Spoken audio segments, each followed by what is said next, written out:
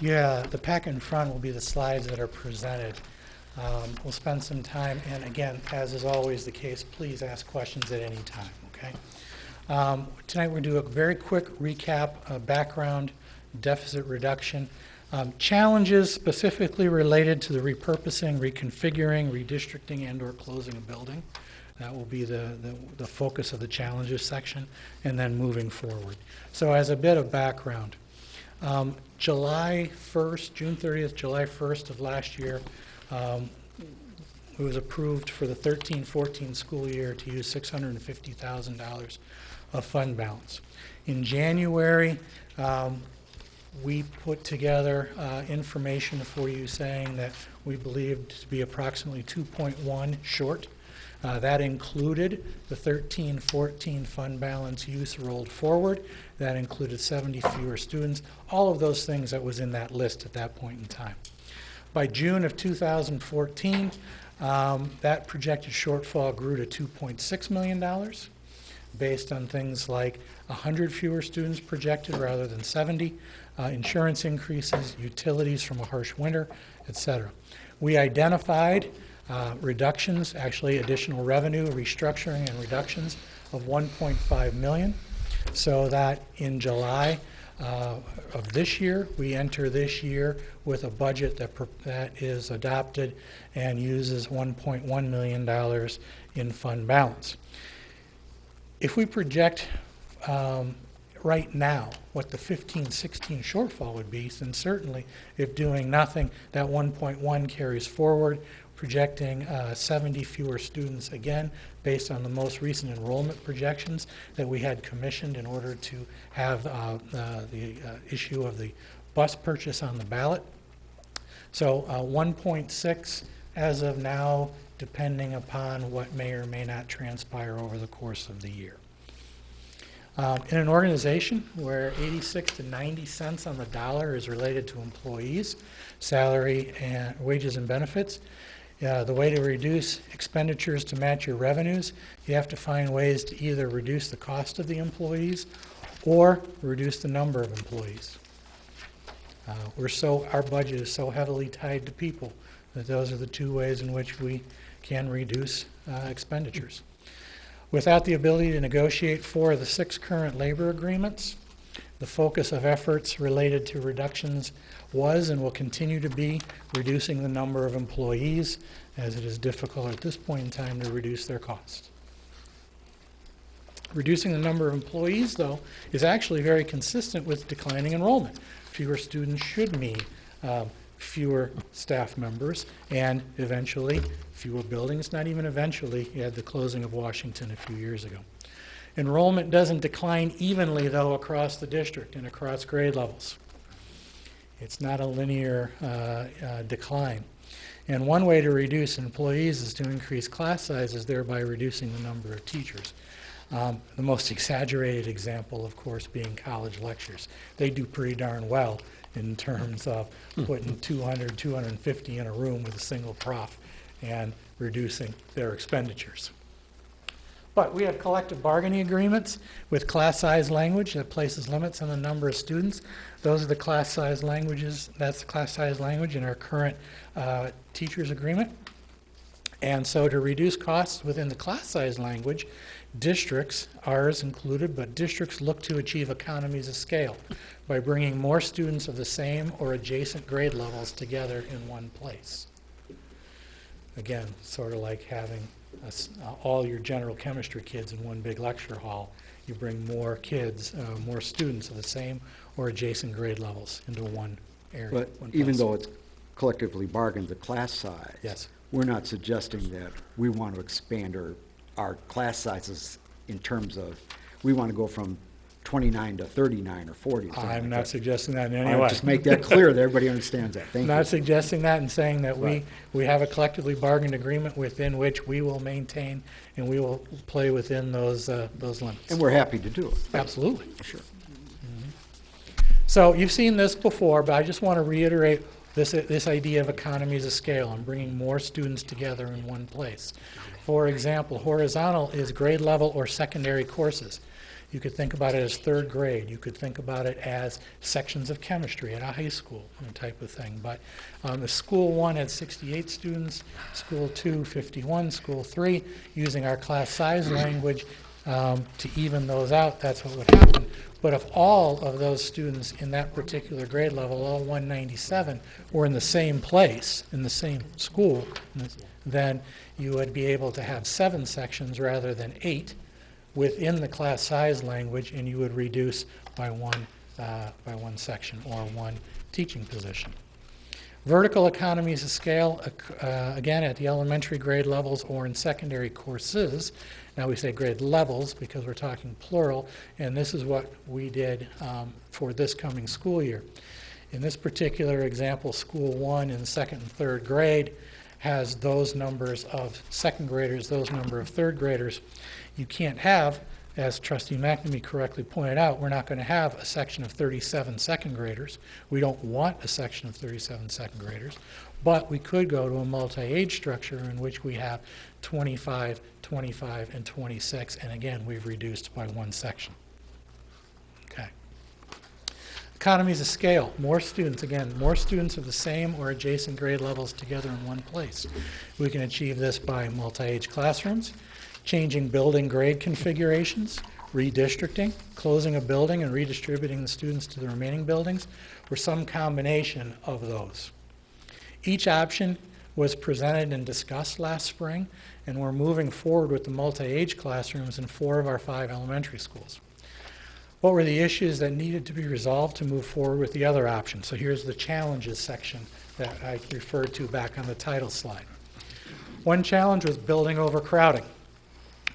In this particular example, if we were to take and move the students from Eddy Elementary into and evenly distribute them or distribute them into Gearing and Pine, right, according to class size limits, we would see at kindergarten, and this was projected because our kindergarten numbers are different, I get this, but at the time last spring, we maxed those out at 29, and we still had 4 students left over from Eddy that would have had to be moved to Pine or Bell River in order to not create a 7th, Palms or Bell River, in order to not create a 7th section, thereby undoing the movement and the closing of the building to reduce sections. Same thing occurred in each grade. 4, actually 3rd was okay. We could move into 3rd and it was okay. 4th, we needed to move 1. 5th was very tight. We would have needed to move 12 students to Palmer and Bell River. By doing that, we would have achieved potentially a savings of 7 teaching sections. Unfortunately, though, again, you would have had to create overflows to Palms and Bell River. It wasn't, you couldn't just move them all. So some students would have to be moved to the others. Student retentions are not figured into this. So in the spring, we had no room for any first grader who might need to be retained. If we did, that meant this would be a 5th student to Palms or to Bell River. There was no room in any grade level for new residents who move into these areas. And it used every classroom in that building, so art was on a cart. If they didn't have a dedicated music room, meaning a room with risers, so it couldn't be used for a regular classroom, music was on a cart, those kind of things. This is just moving the students without any redistricting. This was just repurposing and closing or repurposing that building. But these were some of the struggles that we encountered when looking at trying to do that. Second piece, second challenge was school of choice. We had already had initiated as a district overflows. These ideas of we have too many students for Gearing and Pine at that grade level, so we send a new family or we send families choice-wise to Palms or Bell River. We have overflows throughout our district, okay? And so those folks, would they be moved back? Would we create even more overflows? We saw that we would be creating even more. School of choice, we have in-district choice. Parents who are choosing, living in one elementary attendance zone, choosing to move their students where there is space to another. They are of the opinion, and I know that that they can stay and that they've been promised they can stay. That's an issue that, that we would have to deal with. Non-district school of choice, those people from outside the district who have choiced in, we cannot send them back. We don't want to send them back. They are ours, and we love them, right? And we do. They're our students. We don't think of them as non-district school of choice students, but they contribute to those they contribute to those numbers and class sizes in terms of overflows and everything else. They also contribute to the amount of money we get from the state every year. Absolutely. Thank We want more of them. Yes. Employee in district choice, a teacher lives in one part of the district, would like to bring their student because they're driving to this other school every single day. It's a convenience factor for those families. Same way, employee non-district, convenience for that family, as well as Trustee McNamee's comment, they're an additional foundation for us. And there are students. And then and if there were to be redistricting, any residents impacted by newly drawn lines is a challenge that we would have to face. Traffic patterns. I mentioned in my example of moving the students from Eddy, that was just one example. You know, we looked at moving students from Gearing. We looked at all those different. I just wanted to provide you one example. But we know that traffic patterns at Gearing are already a challenge right now. Right? This was going to be bringing, as you see, that up to 525, whereas right now I think they're more in the 300 range. So more students. If you were to move the students out of Gearing and into Eddy, where there's more walkers, but there's still, it's very difficult in terms of buses in the downtown where that is. There are some traffic flow and traffic issues with bringing more and more students to Eddy as well.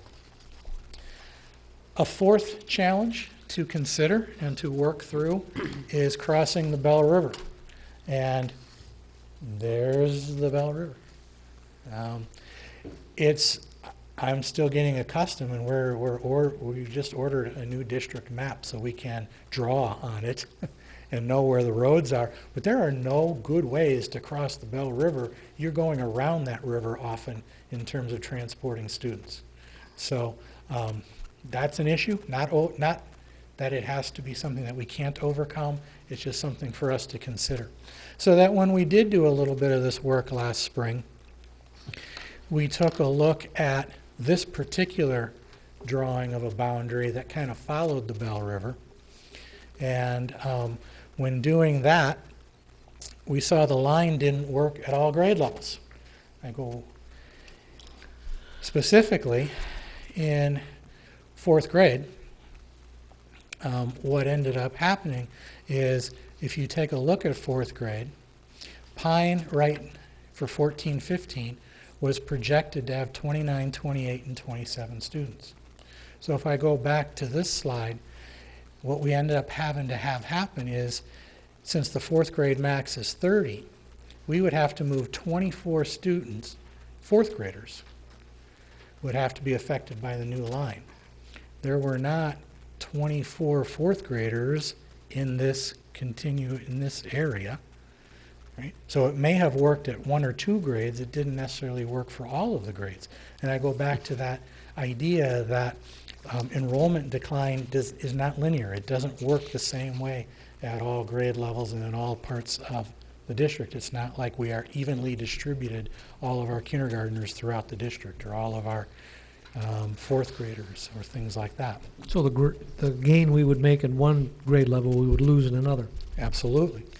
And only 3, and if you look at Palms, which was also tight right here up against the 30 limit, of those 24 that you would have to move in order to save a teaching section, in order to eliminate a teaching section, save money, you don't want to draw the line and not save any money by doing so, right?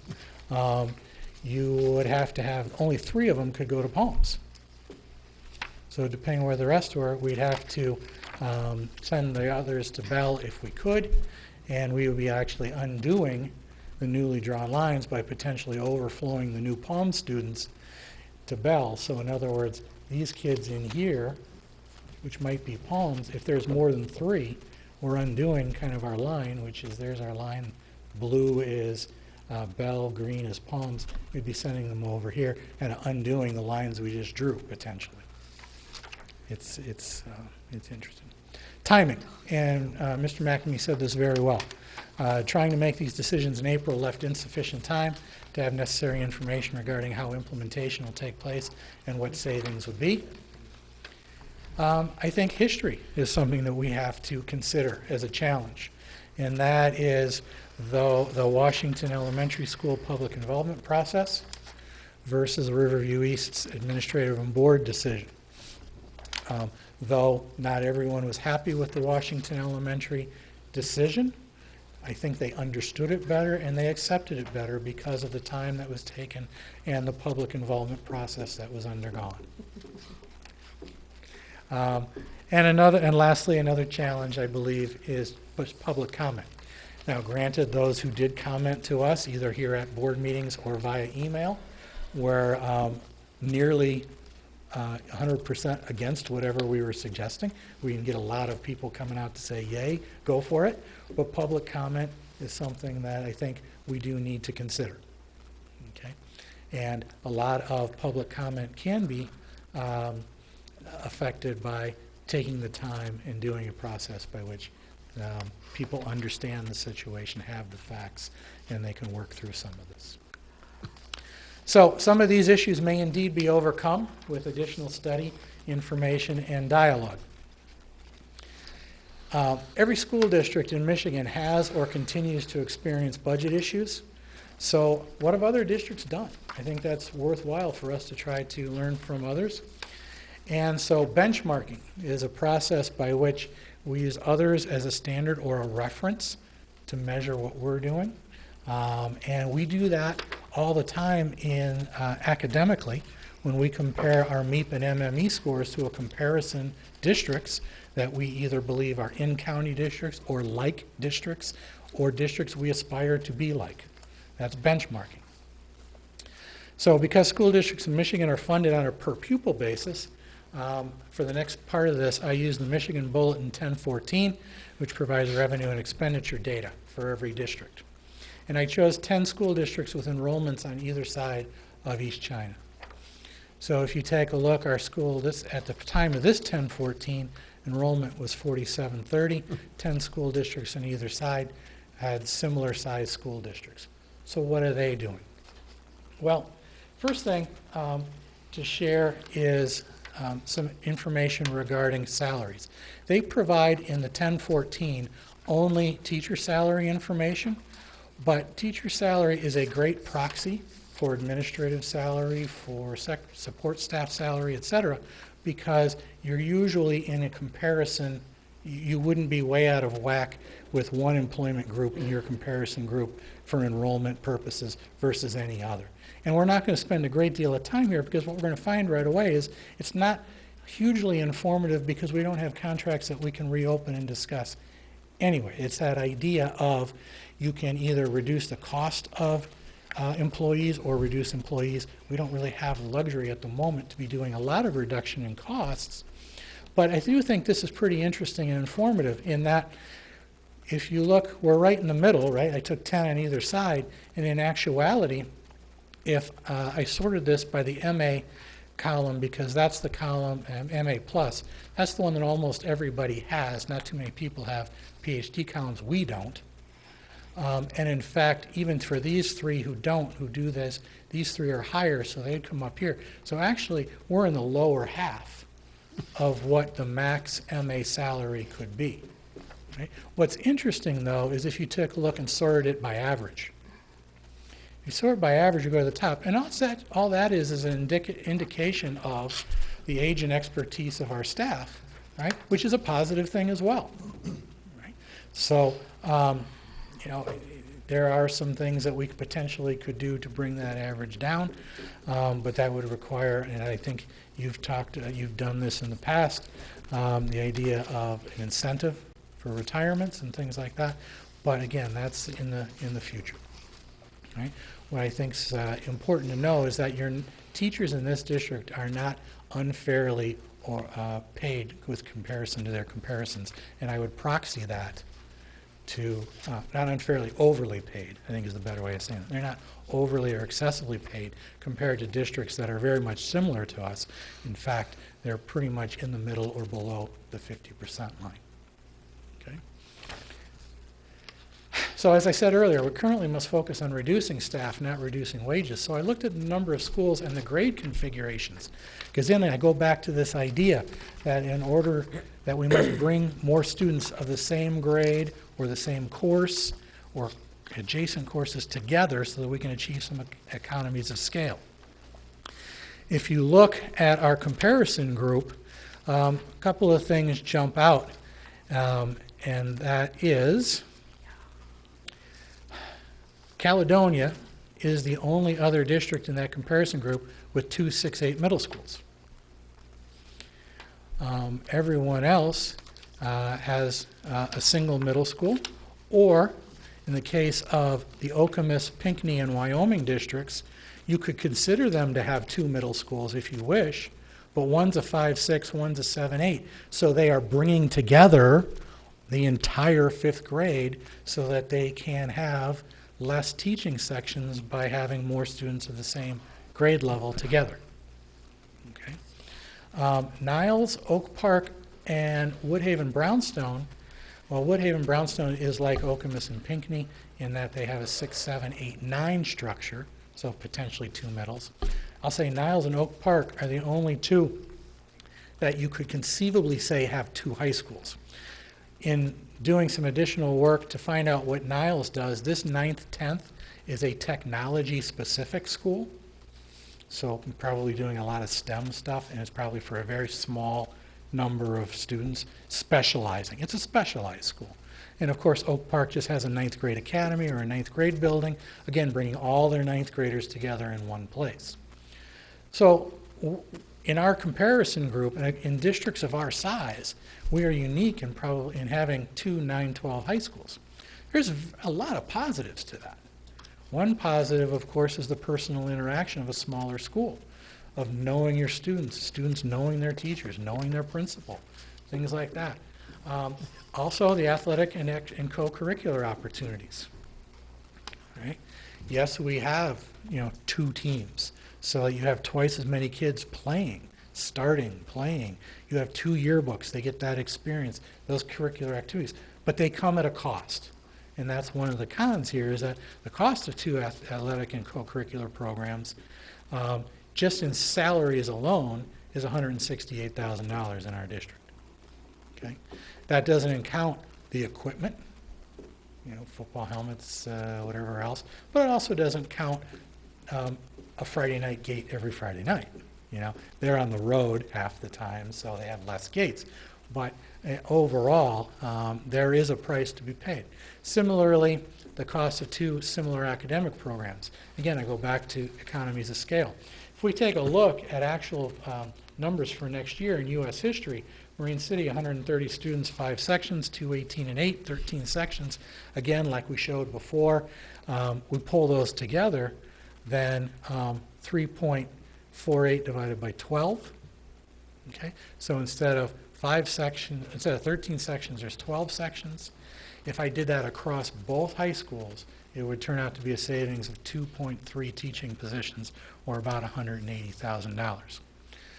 Course offerings we offer are nearly identical at both buildings, other than some certification and special interest that allows us to teach theater at Marine City where we don't at St. Clair, sociology at St. Clair that we don't at Marine City. So please do not take this yourselves as a board or anyone listening that I am advocating that we should have a single high school. I'm just telling you that there is pros and cons and some of the costs associated with having 2 so that our comparison groups don't have those costs. So East China's composition is indeed fairly unique. Can the positive of being comprised of 2 smaller communities provide us any insights? If we looked at how districts of the size of the 2 individual communities operate. So in this particular case, I did the same thing and I looked at, okay,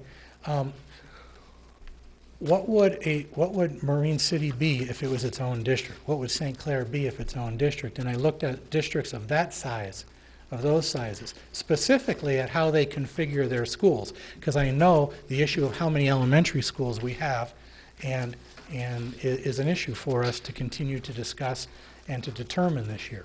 Okay? Marine City. If you take a look here at the schools on either side are about the same size, 5 of these districts have a single elementary school. Now they obviously have a facility that can handle that, but think about bringing all your kindergartners together, again, all your first graders together. It allows you that efficiencies that allows you to reduce the number of staff, thereby reducing costs. 8 of these districts, elementaries are configured by entire grades. So for example, take a look at Lakeville. They have a pre-KK building, a 1-2 building, a 3-5 building. They're bringing their kids together. Okay. Then a 6-8 and a 9-12. Here's down here in Newaygo is a K2, a 3-5, 6-8. And 7 of the districts have multiple traditional structures like we do. In other words, K5, K5, or K6, K6. Districts the size of what St. Clair would be, all right? Many of them have 3 elementaries, just like the 3 elementaries that are on the north part of the district. But 5 of these districts, their elementaries are configured by entire grades. So again, you have folks like Edwardsburg that has a K1, a 2, 3, and a 4, 5. 5 actually have hybrid configurations. Those are in red. And I don't understand other than maybe it's the size of the district. So for example, Escanaba is a great example. It's way up in the UP. It's pretty stretched out, right? They have 2 K3s and a 4-6. So for them, they don't start bringing everybody together until 4-6. Westwood, a K2, a K5, and a 3-5. So these 2 must be matched together in a certain part of the district for transportation or for some other reason. And then this one, they might have a high concentration of students, and that they're able to bring everybody together for the K5. All right. So differing grade configurations should remain an option for us to consider, whether they be K2, 3, 5, pre-K1, or any others, and not just at the elementary level. All right. Should we consider 5, 6, 7, 8 buildings that then funnel to our 2, 9, 12 buildings? If you did this, you would free up the necessary space to potentially go to 4 K4 buildings or some other elementary configuration and not have to put art on a cart or some of these other things that were a challenge and a struggle the first time it was looked at. I want to return to the idea of redistricting for a second. I call this the putty gut scenario because it has been explained to me that at some point in the past, putty gut was one of the lines for districting purposes. Okay? So here is a map of the district. The heavy horizontal line is putty gut. This line here is a current boundary just extending up, directly up to putty gut. Okay? Our transportation software maps every student in the district, which it's hard to see up here, but Bell kids are red, Palm kids are green, and Pines are blue. Right here, this is the Palms attendance zone. It does extend to putty gut on its own right now. Right? You see many little green students. Okay? The rest of this is the current current Pine area, as well as the Pine area south or below putty gut. Okay? So before showing you what those numbers would be, I got to show you what's happening right now, just for comparison purposes. Right now, currently, here's our enrollment at each of the elementaries. Updated kindergarten numbers. These are the contract limits.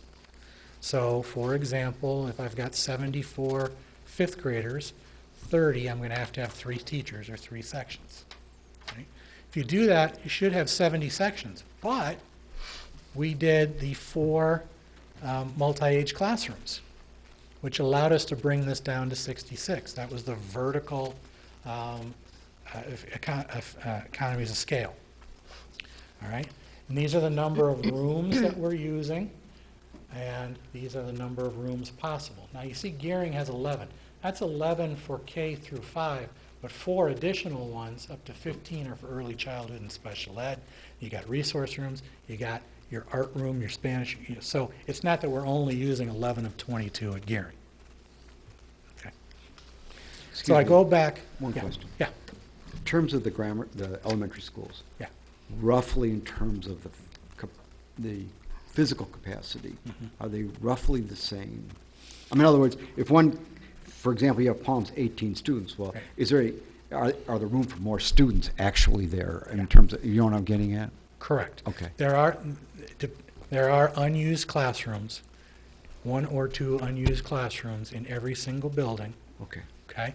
There can be more if you're willing to, again, move music to a cart or Spanish, get rid of your Spanish room. We can, we can All right. free up even more. Okay, thank you. Yep. Okay. So what you do in the transportation software is you put your cursor over that little student and you click on him, and it'll tell you exactly who he is or who she is and what grade they're in. So I did that for every single one of these guys who are south of Putty Gut. Okay? And what I found was, all right, 15 are in the new Bell River attendance zone. Okay? That means that, right here, Pine, this is currently Pine attendance zone, but it would become Bell River by drawing that Putty Gut line. All right? So as I click on every single one of those little guys, 15 kindergartners, all right, from Bell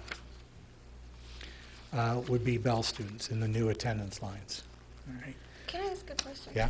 Are you, so with the scenario that you're presenting here, you're drawing the line and then all about, so not half and half are going to Pine River anymore? Is that what this is showing? This is taking, I'll go all the way back to, shoot, it's got to be here somewhere, right? Yep, there it is. All right. This right now, yellow, it's good to see in color. Yellow is Eddy. This blue is Gearing. This is Pine, right? This is Bell, and that's Palms. So what I've done is I've taken this road right here, Putty Gut, and I've taken this road and extended it up. So everything here now becomes a new Palms student.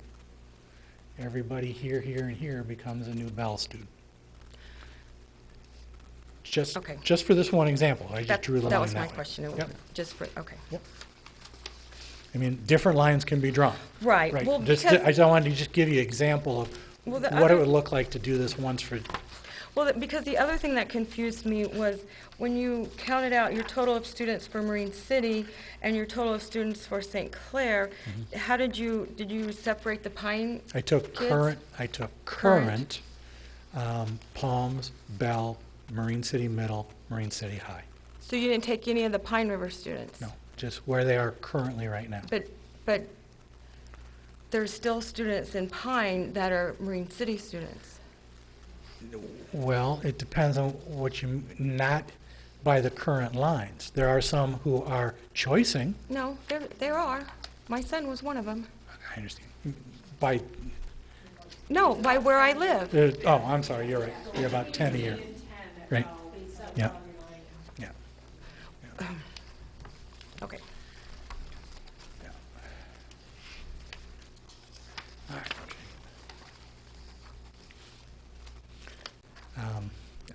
About 13 first graders would move.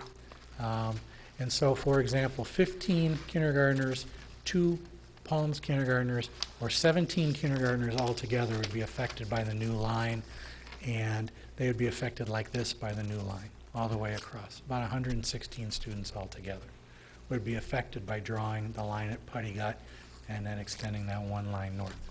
What that does, though, is you take these new numbers, then there's 15, and you add it to this 48. 48 kindergartners at Bell plus the 15, so now you're at 63. Okay. So that new line would reflect this new distribution of students. And what's interesting to see is that we suddenly, using the required contract class limits, we would have 3 kindergarten sections, 4 first grade. At Bell River, we'd end up with 21 sections and 20 rooms. So that's not a line we could be using. In addition, if we did this, we'd have 71 teachers, so we would have to find 5 multi-age classrooms to get it back down to where we currently sit at 66 staff members. Right? So in essence, this line, this particular line, Putty Gut, all right, actually overcrowds a building and raises our costs as opposed to reducing them. That's the thing we have to keep working at, trying to find what is that right combination of class, of grades and students and lines, so that we actually do this and achieve a savings in addition to anything else we want to achieve academically. And that's this idea. Are there other scenarios? Of course there are. We can draw these lines wherever, plug them in, start clicking on every student, counting, and then seeing what it does. Right? But at least in this example, you see what it takes to determine those things, and that was my purpose of showing you tonight. All right? We'll work with all the different lines we want to work with, or anything else. In summary, there is really no silver bullet or single solution that's going to eliminate the deficit. We need to continue to pursue a strategy of increasing revenue, restructuring, and reducing. With respect to increasing revenue, I agree, again, with Trustee McNamee in saying we need to attract and enroll more students. Okay? We need to increase revenue-generating programs and secure sponsorships. So let's talk quickly about increasing revenue with respect to attracting and enrolling more students.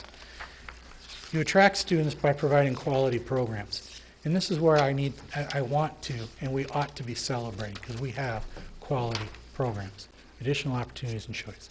St. Clair High School and Marine City High School are 1-2 in composite ACT scores in St. Clair County. That ought to be pretty darn attractive to folks. We have award-winning music, art, and theater programs that perform and work in a world-class performing arts center. Athletically, 2 state, 5 regional, 5 district, 13 MAC conference championships. We have elementary schools that are recognized as state reward recipients, state reward schools based on their academic performance, and they're recognized as green schools for their social conscience. We have an alternative high school that's committed to the individual student and embedded in the community. And I really want to make a case for that, because the other alternative high schools are online. They're not committed necessarily to the individual student, and they're not embedded in the community. We attract and enroll more students by providing opportunity and quality programs. This is what we currently do very, very well. We've extended science, technology, engineering, and math programming from 6-8 to 6-12. We have to continue to look for ways to make it a K-12 curriculum. I believe that we have to go back and talk about and bring up the idea of balanced calendar again, because our surrounding districts will do it. They are all talking about it. Right? Port Huron's made the move in a couple of their schools. Everyone else is talking about it. It does fit a need for families. Unique grade configurations with varying instructional deliveries. It gets back to how are we going to set up our schools. High school programs of study that include course taking at other high schools in the district. That's what I mean, not others. I mean not outside of the district. All right, and SC4. Okay. When we talk about these additional opportunities, when we talk about programs providing high-quality programs, we're talking about attracting people, meaning people making a choice. All right? Choice is an expected fact of life. I don't think that we can make decisions that look to restrict it. All right? And I also want to say that I think everything, everywhere is not economically feasible. And I mean that by going back to unique grade configurations with varying instructional delivery. I do not think that we can sustain the same academic program potentially at every single elementary. We might make specialty elementaries in which, again, people have choice, in which they choose to self-redistrict themselves based on their interest for their student. Maybe it's a balanced calendar. Maybe it's STEM. All right? I think we could pull off STEM at one or two of our elementaries without additional funding. Could we pull it off at all four? No. So then do we not provide it at all? I think we have to take a look and be accepting of the fact that we might do different things at different buildings, but then give people the choice to move. Increasing revenue. This one came to me as we talked here as an administrative team, and we were talking about our summer plans, and we were talking about everything else, and Mr. Grzelka was talking about making sure he got everything ready for football camps coming up and making sure gym floors were done for the basketball camps for the kids. And my daughter just got back from an academic camp at Auburn University in Alabama. She's headed to another one at Bemidji in Minnesota. Okay, so universities have figured this out. They're generating revenue in the summer by bringing kids on campus for special interests. All right? We do it athletically, but can we do a summer theater camp? If we have, and then do it for potentially K-8 kids? Bring in some kids from potentially other districts who all of a sudden never have seen the PAC, who have an experience in the PAC, and they say, that's where I want to go to school. Because that's what the universities are doing. Right? The hard sell on my daughter and my wife and I at Auburn was incredible. They're talking about how this is the place for you. She said, this is not the place for me. All right, no problem. But she figured that out by going there, you know. Some other kids, I'm sure, got really excited, and they will go to Auburn, you know. Increasing revenue, secure sponsorships. We have, at our June administrative retreat held on site. Throw that in. We didn't spend any money. We established 9 work groups so that a year from now we weren't still talking about stuff. And we were actually trying to get some things done and accomplished. One of those work groups is a sponsorship work group. Okay? We need to seek additional partnerships. The GM Cargill is one that we had this past year to extend STEM. The district August back to school district newsletter, I speak directly to the community asking them, all right, get in touch with us. We want to form partnerships with you. If you have a good idea, if we can form a partnership with you, we're willing to listen. Let's talk. Okay. Restructuring. We had achieving economies of scale, which was a lot of what I talked about tonight, because that's the manner in which you reduce the number of employees as opposed to reducing the cost of employees.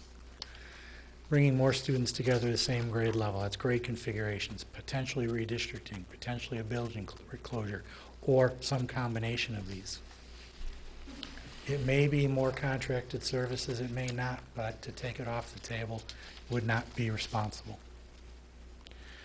And we need to become more efficient. Another of the 9 newly established work groups is to find efficiencies.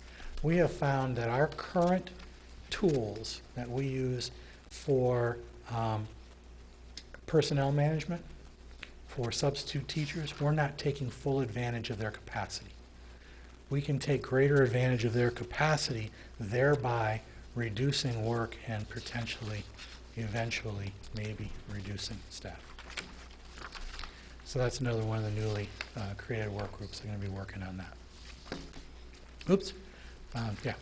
Reductions. Unfortunately, Everyone has had to do the same or more with less. We're very familiar with that, and we may have to continue to do that. So again, I say there is no silver bullet. There's no one thing to do. That's why this particular graphic says we're going to have to do one or more of all of these things in order to make revenues be slightly larger than expenditures. We're not for profit. We don't want to. We want to spend as much as we get on our kids, all right? But we can't be spending more than what we get. Questions and discussion? One thing that intrigued me was in your comparison to a lot of the other school districts where we would have St. Clair and Marine City, North End, South End, a K1, 2, 3, 4, 5 in St. Clair, and a K2, 3, 5 in Marine City. How many school districts actually had some kind of configuration like that? It's got to work if they're doing it. They're being forced to do it, I guess is the best way of saying it. We would love to be, 60s, 70s, and 80s where we could have all these schools in all the same way. Revenues continue to shrink, expenditures continue to go up. Schools have to find ways to bring kids together to reduce the number of staff. So they're doing it. Now, I would also say there is the potential for a lot of instructional benefit in that as well. Because if I've got all my second grade teachers together as opposed to spread out, think of the PD that can be done. Think of the both formally and informally. Second grade teachers at a staff meeting are all there. They don't have to travel to all one central located space, thus by losing time to do it. So there's a lot of instructional benefit to having them there as well. And the potential to maximize number of classrooms needed for those students. Correct. Within that grade. Correct. Mike, I'm sure everybody read the headline the other day about Algonac. Yeah. And they're dealing with issues, obviously all school districts are, at least most. But the result is fairly dire. Mm-hmm. If we don't do something, it's going to be fairly dire. Now, we're not going to decide anything tonight, but I think that what has to be the context of this is, are there programs we can do, are there things we can do, can we pull together maybe this option and this option, reducing size, conjoining classes, etc. But we only have 1 year to do it. Right. So the target has to be that whatever it is we do, we have to do it now, so that we're not in the headlines like Algonac is this year. Sure. We're not going to be there next year because we are adding to our deficit every year. Correct. Not deficit now, but we will be because of our spending. So some of the ideas are great, but I think that we're going to have to say, we still, what we come up with may not be the greatest idea in the world, but it'll have to be a workable idea that's actually going to save money, because again, we got to get back to that level. Yep. But I thank you for this presentation. There are numerous items in there that we talked about at one time, in passing maybe, but never did we bring all these ideas together at the same time. And we couldn't have. Right. I mean, because we didn't, it was all brand new to everybody, frankly. So, but thank you. This was extraordinary. I really appreciate the quality and professionalism of this presentation. And thank you to the people who helped put it together on your staff as well. Absolutely. I have a couple of questions. Yes, Mr. Folsky.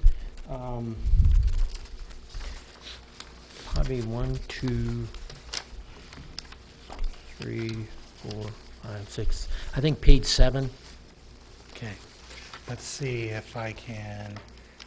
What's the first thing on the slide? And I'll get back. It's school of choice. Okay. Yep.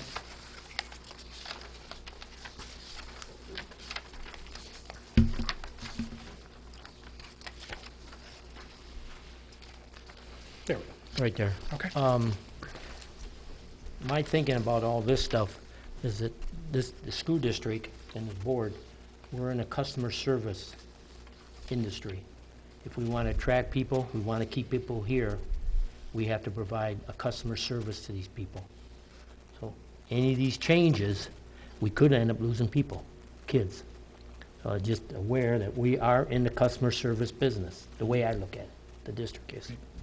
That's just my point on that one. And the other one on the map, I don't know, just keep flickering, or right there, Okay. yeah. Just a suggestion. Mhm. If you were to look at Meisner Road right here, and people go, whether that be south, go to Bell, north, go to Pine, instead of Puttycut, would that change the scenario? It would change it. I don't know how without Right, it's counting just a- kids, but I will do that. Okay. Any road would just- change the scenario. Yeah. Maybe Puttycut's taking too big a step. Okay. Maybe Meisner, right, because the buses could go right down here and Sure. shoot, north or south. We'll Just a draw. suggestion. No, I get it. We'll draw that line. We'll start counting kids and show you what that would Yeah, look see like. how they figure out in the classroom. Yeah. Okay. Okay, Ms. my Murphy. one and only question is, when you were talking about the cost of the two athletic and co-curricular programs, correct me if I misunderstood you, it's just $168,000, that's just in salaries? Or is that for, That's just in salaries for all extra duty positions at one of the two high schools. okay, But again, I would say, remember, that also means that you have that many more kids able to participate in those activities. right. So there's a benefit, but with every benefit, there's a cost. I just thought I heard you say equipment and. Well, no, that's just stuff for in there. salaries. Okay. I had, without really digging as to how much, a set of pads cost and a case of baseball, all that stuff. It will go up from there, but then I would also I don't want, think that comes out of our pocket, though. I want to be realistic that it also means fewer gates too, so. This is quite a package to go through to Yeah. digest it, so it's going to take a little while. I understand. But I I appreciate think, you putting I it think hopefully the request at the June board meeting was kind of, why did we end up where we were? And hopefully this kind of provides you some insight as to why and some of the challenges we're going to have moving forward. And as Mr. McNamee said, there were some ideas in here that we never even looked at, just based Right. on your breakdown of, placing East China in the middle of all these different school districts and how they're looking at it. Right. It's very eye-opening. So, I mean, if it's working in other school districts, it's something that we need to take a look at. And every district is unique. Like I Yep. said, one's in the Absolutely. UP, one's here, one's this big, some are this big. But at least if you use enrollment as your comparison, you know that you have similar revenue to do your business. About the same size, about the same foundation. The foundation's not that far apart anymore. It's pretty darn compressed. So everybody's budget is probably in that page, $37 to $41 million. The other important thing about doing this by the end of the year is that will not only give us time to do planning for transportation, et cetera, but also give us time to tell people how we're going to handle it, and not only just in terms of the redistricting or redistribution, but also how the programs are going to survive, and not only survive, but flourish in the new system. Because there's going to be a new system, or we can call ourselves State of Michigan number 88 for the year that's going to be run by the state. So, and then we can do that in 2 years. Yep. So then we can just fight about whether it's a block M or a green S or something, right? Go blue. Go green. From a transportation standpoint, Yeah. Palms Road, how it goes all the way up to the left there, and all those students are Gearing students. Do we know how many are like right on Palms? I think there's quite a few students. Bringing them straight down Palms, I think would, Well, one of the things I can do is to send each of you this map and say, if you guys have suggestions as to how to draw a line, Right. draw it, and then and then we'll do the work to show you what it would mean for enrollments. I think we can do one thing is that they can do these, I know this is gonna be fun for you, but, they can take, literally, you can take any one of those lines and on a computer graph, because you already know the inputs are the numbers of students that live on a particular address. And you can move those lines around any Right. way you want, and you're gonna get almost immediate information Right. that's going to tell you what your populations are going to be for the various schools. Oh, yeah, and Ms. Tenniswood brings up a good point, too, is we also need to consider time on the bus. Right. you know? Well, yeah, you're straight shot down Palms Road versus You're- winding all the yeah. way back Right. through to get It to is. Gearing. Yeah, I've looked at that.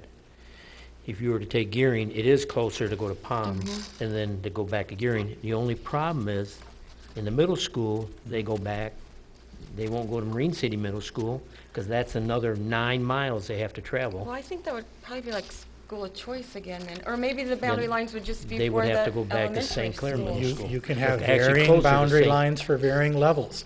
That's right. That's why, I think you need to consider everything as crazy as it might sound. I mean, a 5, 6, and a 7, 8 middle school. Funneling everybody then back into 2 high schools. But it's important to realize, too, that the elementary lines don't have to dovetail perfectly with the high school lines. Exactly. Right. Oh, okay. Okay?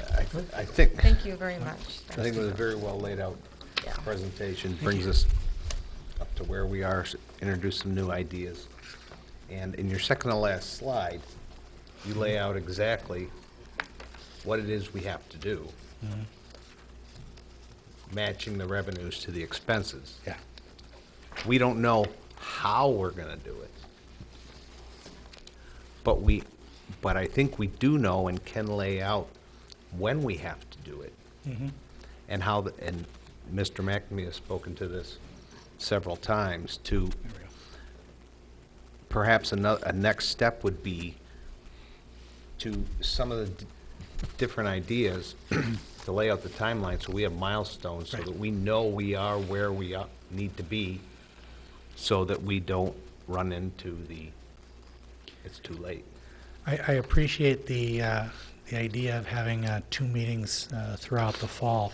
I also appreciate not having 2 meetings in August, because I think what we need for the next meeting is to kind of do what you're referring to, Vice President Koenig-Bauer, is lay out kind of a timeline, as well as a public input or a public discussion process, or just how are we going to go about getting to a decision. And so I hope to provide you some of that information to say, yeah, I think we ought to do that. And we talked about in our board retreat night, having some budget forums across the district. Okay, so how do those fit into things and that? Because again, without the community understanding the problem and the options, then it's going to be that much more difficult to do. Thank you.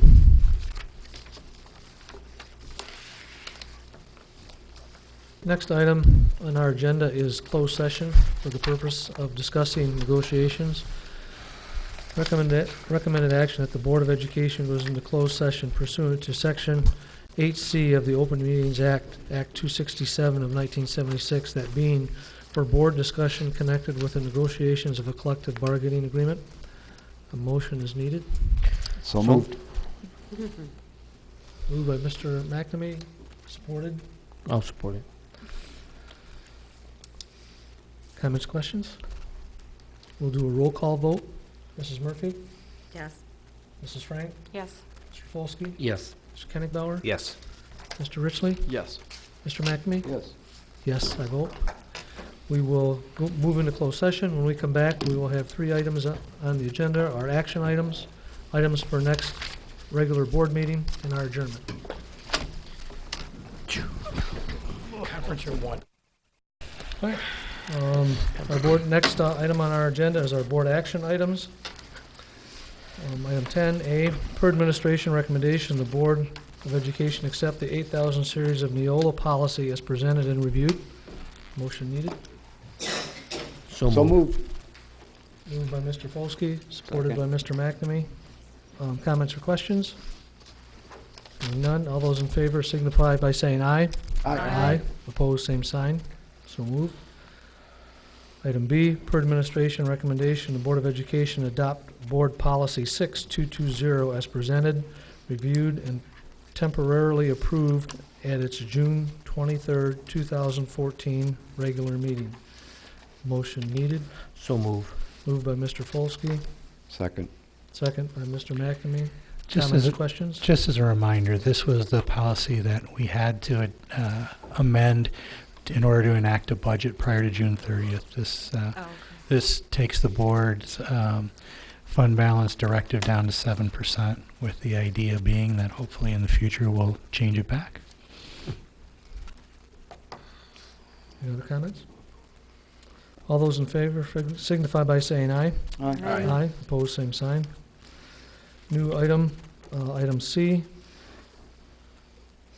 I guess I would say, I'll try to say if that's okay, and so we move per administrative recommendation, the Board of Education directs the superintendent to enter into a 5-year lease with Mr. With Mr. Jerry Warner, sorry, Mr. Jerry Warner, contingent upon all of the issues addressed tonight during discussion of the issue. So move. Support. Comments or questions? All those in favor signify by saying aye. Aye. Opposed, same sign. So moved. Items for the next regular board meeting?